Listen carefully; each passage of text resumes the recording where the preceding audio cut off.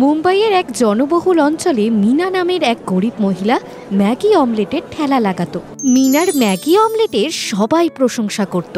বাবা, মশলা বেশি দেব না কম?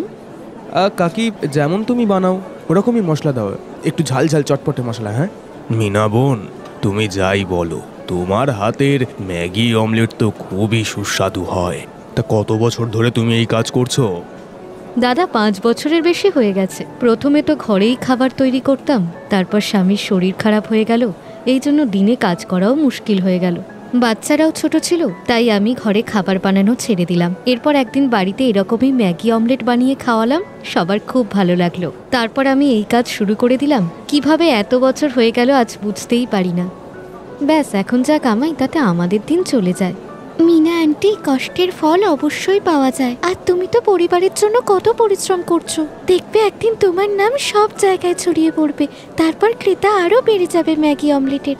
এক কাজ করছি, আমি তোমার একটা ভিডিও আমার সোশ্যাল মিডিয়ায় ছাড়ছি। আমার নতুন নতুন খাবারের ভিডিও ছাড়বার শখ আছে, আমার পেজও আছে। আমি তোমার কথা লিখবো, 1 সেকেন্ড। মেয়েটার কথা শুনে মিনা খুব খুশি হলো।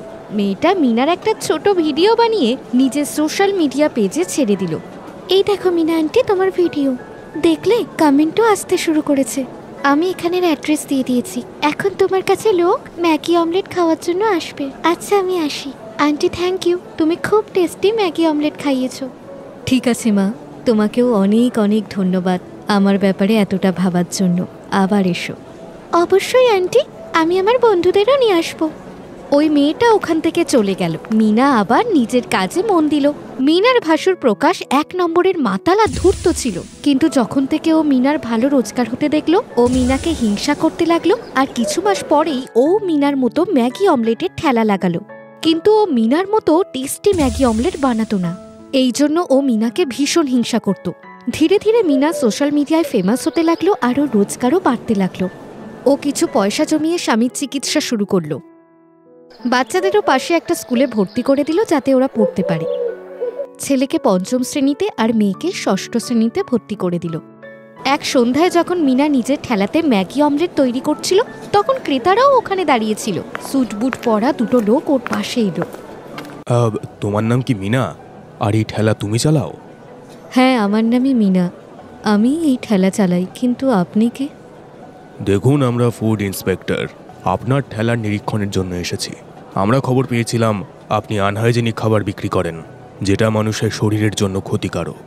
আমাদের বলা হয়েছিল যে তুমি তোমার ঠেলা ঠিকমতো পরিষ্কার করে রাখো না, এই কারণেই তোমার ঠেলায় তৈরি হওয়া জিনিস আমরা পরীক্ষা করব। আপনাকে কেউ আমার ব্যাপারে ভুল খবর দিয়েছে। আপনি আমার ঠেলায় তল্লাশি করতে পারেন। আপনি ধীরে সুস্থে দেখুন, আমার ঠেলায় আপনি কোনো নোংরা দেখতে পাবেন না। এই তো ক্রেতারা, ওদের জিজ্ঞাসা করুন। আমাদের কাউকেই জিজ্ঞেস করার দরকার নেই, আমরা যা অর্ডার পেয়েছি আমরা ওর উপরেই কাজ করছি। সরো, আমাদের চেক করতে দাও। এই দেখো, এটা কি? পুরনো ডিম, পুরনো ম্যাগি, সব কিছু একদম বেকার। সরাও এখান থেকে এই ঠেলা। এবার তুমি তোমার ঠেলা তখনই বসাতে পারবে যখন তোমার বিরুদ্ধে কোনো প্রমাণ থাকবে না। এখন যাও এখান থেকে। আরে সাহেব, এসব তো পরিষ্কারই। আপনি আমার জিনিস নষ্ট কেন করছেন? এটা ঠিক নয়। ক্রেতারাও এসব দেখে ঘাবড়ে গেল, কিন্তু কারোর সাহস ছিল না মিনাকে সাহায্য করার মতো। মিনার পুরো ঠেলা ভেঙে দিয়ে ওই 2 ফুড ইন্সপেক্টর ওখান থেকে চলে গেল। মিনা ঠেলা লাগাতে পারছিল না, হয়তো কেউ আসবে এই ভেবে ও 2-1 দিন ওখানেই বসেছিল। যখন মিনার ঠেলা বন্ধ হয়ে গেল, তখন ক্রেতাদের ভিড় প্রকাশের ঠেলায় হতে লাগলো। ভালো মজা দেখিয়েছে এই মিনাকে।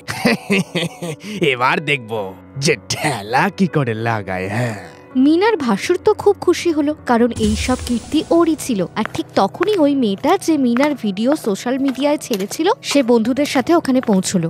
কিন্তু মিনার এই হাল দেখে ও খুব কষ্ট পেল। আন্টি, তুমি ওদের কোনো কার্ড দেখেছো যে ওই ফুড ইন্সপেক্টর কোথা থেকে এসেছে? নাম তো থাকবেই, যাতে আমরা ওর ব্যাপারে খোঁজ নিতে পারি। জানি না মা, আমরা গরিব, এসব কি করে জানবো? সরকারি লোক ছিল। ওদের সামনে কারোর সাহস হলো না। সহেলি, টেনশন নিস না, আমার বাবার বন্ধুও তো ফুড ইন্সপেক্টর, উনি এই ব্যাপারে নিশ্চয়ই জানবেন। হতে পারে উনিই আমাদের কিছু হেল্প করতে পারেন। ঠিক আছে সবিতা, তুমি একবার বাবাকে ফোন করো, এই অসহায় আন্টির হেল্প হবে। সবিতা নামের ওই মেয়েটি নিজের বাবাকে ফোন করলো, কিন্তু সত্যি তো কিছু অন্যই ছিল। সহেলি, মিনা আন্টির সাথে ধোঁকা হয়েছে। এমন কোনো ফুড ইন্সপেক্টর নেই যিনি ওনার ঠেলাটাকে সরিয়েছেন। নিশ্চয়ই এটা কারুর চাল। এই অসহায় আন্টিকে কেউ ধোঁকা দিয়েছে। কি? ও ফুড ইন্সপেক্টর নয় তো কে ছিল? আন্টি সবিতার বাবা কথা বলছে, জানা যাবে। কিন্তু তোমার কি কারোর উপর সন্দেহ হয় যে তোমাকে ঠকাতে পারে? আমি সব বুঝে গেছি মা। ওই যে সামনে ঠেলাটা দেখছো, ওটা আমার ভাসুর প্রকাশের ঠেলা। ও আমায় অপছন্দ করে। আমার তো মনে হচ্ছে এসব ওরই চাল।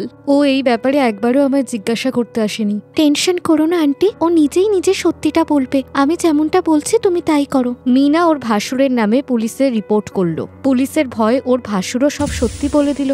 ওই দুজন লোক পুলিশের হাতে ধরা পড়ল। ওরা কোনো ফুড ইন্সপেক্টর ছিল না, ওরা ওর ভাসুরেরই লোক ছিল। আমার ক্ষমা করে দিন ইন্সপেক্টর সাহেব, আমার ভুল হয়ে গেছে, আমার শাস্তি দেবেন না। মিনা, তুই তো জানিস যে ঘরে শুধু আমিই রোজগার করি। যদি আমার শাস্তি হয় তো তোর বৌদি আর বাচ্চা একেবারে রাস্তায় এসে দাঁড়াবে। মিনা, ইন্সপেক্টর সাহেব, ওকে ছেড়ে দিন, কোনো সমস্যা নেই। আমার বৌদি আর বাচ্চাদের কথা খেয়াল আছে, তাই এমনটা করছি। ঠিক আছে, আপনার কথায় আমি ওকে ছেড়ে দিচ্ছি। আর খেয়াল থেকে যেন আজকের পর যদি তুমি ওকে বিরক্ত করার চেষ্টা করো না, তো সোজা জেলে পৌঁছবে ভাই। মিনা প্রকাশের মতো খারাপ ছিল না।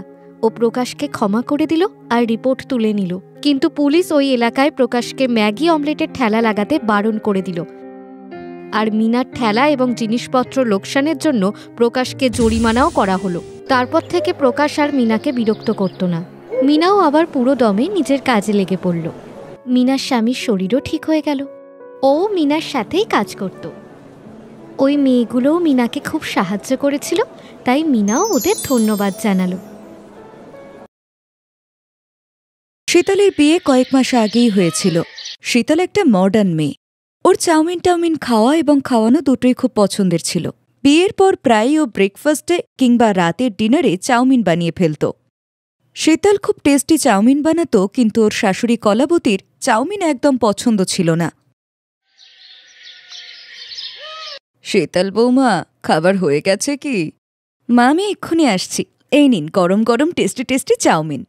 এ কি বৌমা, তুমি আজকেও চাউমিন বানিয়েছ? এই রোজ রোজ চাউমিন খেয়ে আমার বিরক্ত লেগে গেছে। আরে, আমার তো ডাল ভাত রুটি সবজিই বেশি ভালো লাগে। তোমার শ্বশুর আর আমি তো এই সমস্ত চাউমিন না কি আছে এগুলো একদম পছন্দ করি না। আরে কলাবতী, আরে বৌমা বানিয়ে দিয়েছে তো তুমি খেয়েই নাও, আর না করো না। আরে দাও বৌমা, আমাকে দাও। তোমার হাতের বানানো চাউমিন খুবই টেস্টি হয়।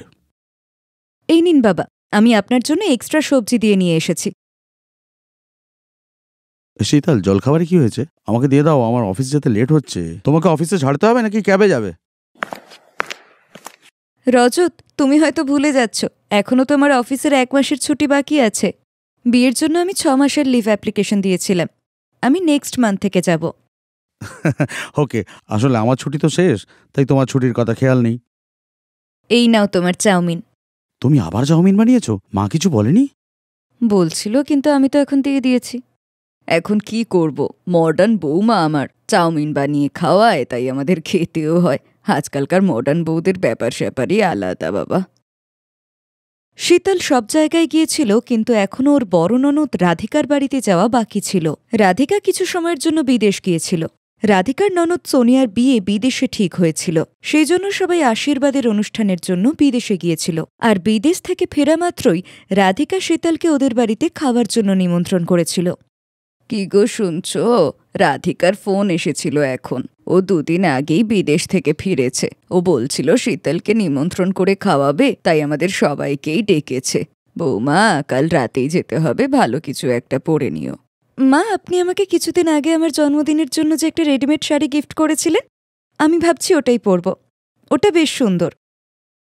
হ্যাঁ হ্যাঁ, একদম। আমি তো ওটা স্পেশালি তোমার জন্যই কিনেছিলাম। ওটাই পরে নিও। শীতল ওর ঘরে চলে যায়। যাই বলো কলাবতী, তুমি কিন্তু ফালতুই বৌমাকে কিছু না কিছু কারণে সব সময় শোনাতেই থাকো। আমাদের বৌমার স্বভাব চরিত্র কিন্তু খুবই ভালো। দেখো, ও তোমাকে কত সম্মান দেয়। জন্মদিনে তোমার দেওয়া উপহার ওর কত পছন্দ হয়েছে। আরে, আমি বা কোথায় রাগ করি? হ্যাঁ, ওই তো শুধু এত বেশি চাউমিন খায় আর চাউমিন বানায়। আমি শুধু ওটার জন্যই বলি। বাকি ওর সাথে আমার কি আর আছে বলো না? হয়তো আমার বৌমাই না। আচ্ছা শোনো, আমি বলছিলাম কি, রাধিকার বাড়ি যাওয়ার জন্য তুমি একটা ফলের ঝুড়ি আর একটা ড্রাই ফ্রুটের বাক্স কিনে এনো। শীতল বিয়ের পর প্রথমবার ওর বাড়ি যাচ্ছে তো, তাই আমাদের সবার খালি হাতে যাওয়াটা ঠিক দেখায় না। ওটা তো আমাদের মেয়ের বাড়ি না। আচ্ছা আচ্ছা ঠিক আছে, কালকে সন্ধ্যাবেলা যাবার আগে নিয়ে আসবো। পরের দিন সকলের সাথে শীতল ননদ রাধিকার বাড়িতে খেতে গিয়েছিল। সবাই খেতে বসার জন্য তৈরি হচ্ছিল। শীতল, আমি তো তোমার পছন্দের ব্যাপারে তেমন জানতাম না, সেই জন্যই আমি মালাই কোপ্তা, শাহি পনির, ডাল মাখনি, নান আর বাকি তুমি দেখে নাও, এগুলোই বানিয়েছি। তোমার পছন্দ হলেই হলো। এবার তোমরা সবাই বসে যাও, আমি সার্ভ করে দিই। না দিদি, আমি তোমার সাথে একটু হেল্প করি না? সবাই মিলে একসাথেই খাবো। বাকি বাবা, মা, রজত সবাই তো তোমার শ্বশুর শাশুড়ির সাথেই বসে আছে। তোমার সাথে তো কথা বলার সময়ই পাইনি। কেমন ছিল তোমার বিদেশের ট্রিপ? খুব ভালো ছিল, খুব এনজয় করেছি। আর এরপর তো সোনিয়াও বিয়ের পর বিদেশে চলে যাবে। আরে রাধিকা বৌদি, এখনো তো বিয়ের অনেক দেরি। এখনো তো আমি তোমাদের খুব চালাবো। আরে আয়ুষ্মানের ফোন এসেছে। মনে হয় কোনো জরুরি কাজ আছে। আমরা তো সবেমাত্র 2 দিন হলো এসেছি। মনে হয় আমাদের জামাই তোমাকে ছাড়া উদাস হয়ে গেছে। রাধিকা দিদি একদম ঠিক কথা বলছে সোনিয়া। নিশ্চয়ই আয়ুষ্মান তোমাকে খুব মিস করছে। তোমরা আর কি করার জন্য আমাকেই পেয়েছো না? আগে কলটা তো ওঠাতে দাও। হ্যালো, হ্যাঁ আয়ুষ্মান, ওকে, তার মানে তোমার জামাই বাবু। ঠিক আছে, ঠিক আছে, আমি দেখছি। হ্যাঁ গো। সোনিয়া ফোনটা রেখে দেয়। কি হলো সোনিয়া? আয়ুষ্মান যে কি বলছিলেন? ওই রাধিকা বৌদি, আয়ুষ্মানের জামাইবাবু এখানে দিল্লিতে এসেছে। আসলে ওই আয়ুষ্মান বলছিল যে শাশুড়িমা আমার জন্য কিছু জিনিস পাঠিয়েছেন, তাই আর ওর জামাইবাবু চাউমিন খুব পছন্দ করে, তাই বলল রাতের ডিনারে ওনার জন্য চাউমিন আর মাঞ্চুরিয়ান করতে। আর এই সময়ের মধ্যে এগুলো কি করে হবে? বাজার থেকে নিয়ে আসাটাও ভালো দেখায় না। ও বলছিল কি উনি বাড়ির রান্না খেতেই বেশি পছন্দ করেন। তো এটাতে টেনশনের কি আছে? চাউমিন আর মাঞ্চুরিয়ানই তো করতে হবে। আমি একটু পরেই রেডি করে দিচ্ছি। তখনই শীতলের শাশুড়ি কিচেনে চলে আসে। আরে সোনিয়া মা, তুমি জানো শীতল তো চাউমিন খুব ভালোবাসে। আমি যদিও এতটা খেতে ভালোবাসি না, তবে যাই বলো, শীতল খুব টেস্টি চাউমিন বানায়। সত্যি আন্টি? তাহলে তো শীতল বৌদি তোমাকে আমার হেল্প করতেই হবে। তুমি করতে পারবে তো? হ্যাঁ হ্যাঁ, তুমি টেনশন করো না, আমি সব রেডি করে দেব। এমন চাউমিন আর মাঞ্চুরিয়ান বানাবো না যে আয়ুষ্মানের জিজু শুধু আঙুলি চাটতে থাকবেন। শীতল তো এই সমস্ত ডিশ বানানোতে এক্সপার্ট ছিল। শীতল তো কিছুক্ষণের মধ্যে খুব টেস্টি চাউমিনের সাথে সাথে মাঞ্চুরিয়ানও বানিয়ে দিল। আয়ুষ্মানের জামাইবাবুর শীতলের হাতে বানানো চাউমিন আর মাঞ্চুরিয়ান খুব টেস্টি লেগেছিল। উনি খাবারের খুব প্রশংসা করলেন। যখন এই কথা আয়ুষ্মান জানতে পারল, তখন আয়ুষ্মানও খুব খুশি হল। যাই বলো, আজ তোমার হাতের বানানো চাউমিন আমার দারুণ লেগেছে। আয়ুষ্মানের জিজু কত খুশি হয়ে গেছেন। কি ব্যাপার কলাবতী, আজ তুমি বৌমার বানানো চাউমিনের প্রশংসা করছো? আজ সূর্য কোন দিকে উঠেছে ভাই? নাও বোঝো ঠেলা, শীতল করেছেই তো ভালো একটা কাজ। বৌমা, আমি খুব খুশি। রাধিকা বৌমা, যাও চাউমিন আর মাঞ্চুরিয়ান আমাদের সবাইকার জন্য বেড়ে দাও। আমিও তো খেয়ে দেখি শীতলের হাতে বানানো চাউমিন আর মাঞ্চুরিয়ান। হ্যাঁ মা, আমি এক্ষুনি নিয়ে আসছি। থ্যাংক ইউ শীতল বৌদি। পুরো ঘরে খুশির মহল ছড়িয়ে পড়ল। শীতলও খুব খুশি হয়েছিল। ওর হাতে বানানো চাউমিন সকলের খুব পছন্দ হয়েছিল যে। Thanks for watching.